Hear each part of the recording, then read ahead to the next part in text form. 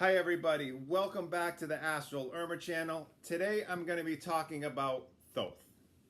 Before Egypt rose from the sands and before a cataclysm swallowed the world, before the memory of humanity fractured into myth, there was a man from the stars named Thoth.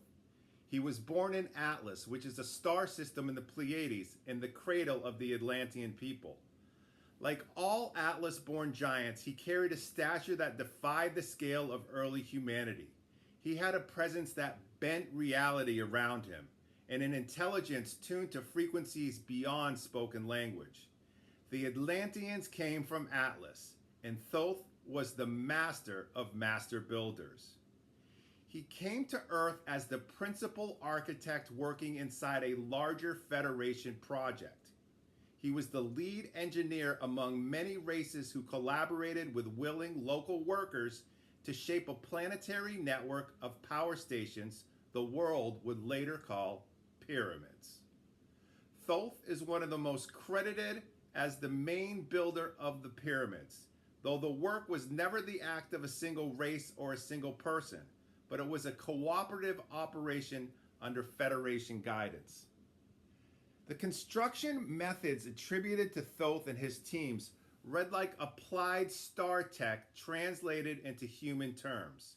Stones were manipulated with anti-gravity levitation and sonic techniques, sometimes reduced to a liquid stone by precise frequency so it could be poured and then reformed into solid mass. Internal crane systems and spiral ramps were used rather than the giant external ramps often imagined. There was electricity everywhere. Tools like plasma tips and compressed sound saws, integrated mechanical systems anchored inside the chambers that remain detectable today. These were practical solutions for building at scale and with precision. The pyramids were planetary technology, part of a global grid to stabilize and modulate Earth's frequency, to serve as free wireless power plants, and to create controlled depolarization between atmosphere and ground. The Queen and King's chambers and the crystal tip capstones functioned as capacitors and antennas, concentrating and directing energy across ley line networks so that the system could deliver regulated energy and tuned planetary fields. In other words, these structures were engineered to manage electricity and frequency at planetary scale. A Federation infrastructure project disguised as monuments. Under the pyramids is a Federation base, deeper hidden facilities.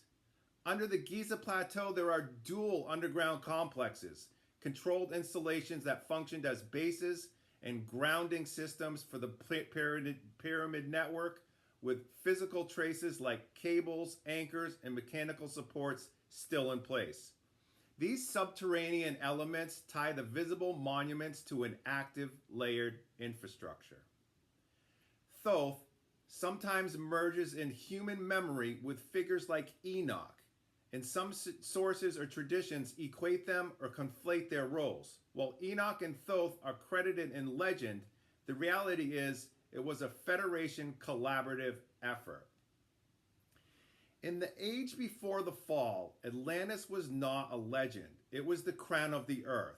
Its towers hummed with crystalline energy. Its cities were grandiose, and its people lived in harmony with mathematics, resonance, and cosmic alignment.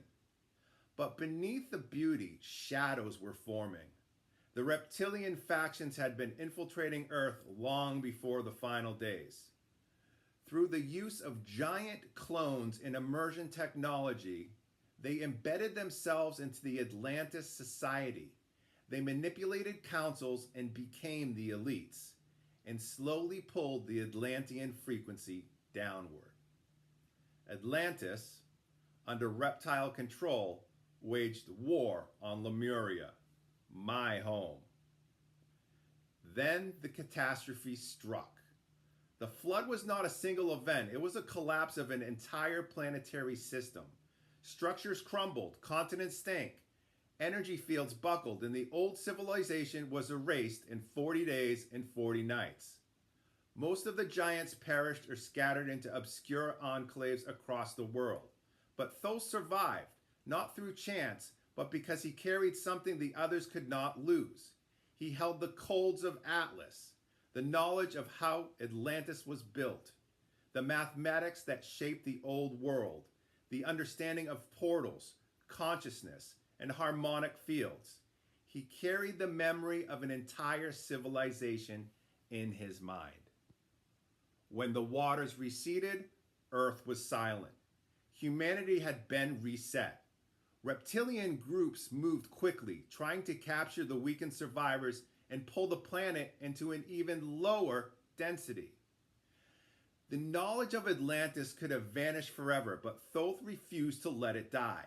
He traveled across the world until he reached the Nile, where a group of survivors still held a spark of clarity. Thoth recognized that this was the place where a new civilization could rise. To them, he was a giant, a being of impossible wisdom, a star-born stranger who appeared in the aftermath of the flood. They called him divine because they had no other word for what he was. But Thoth did not claim godhood. He taught. He taught them writing, mathematics, astronomy, architecture, the understanding of cycles, the movement of the heavens, the way resonance shapes reality. He taught them how to build in harmony with the stars, how to measure time through cosmic patterns, and how to align structures with the incoming energies of the Pleiades. When he brought them to the pyramids, which were Atlantean structures before the flood, he restored what the catastrophe had damaged. The pyramids were not tombs, they were not monuments, and they were not symbols of kings. They were machines, frequency temples, consciousness amplifiers, and dimensional stabilizers. And Thoth knew how to rebuild and reactivate them. He calibrated the chambers, tuned the corridors, and restored the electromagnetic flow.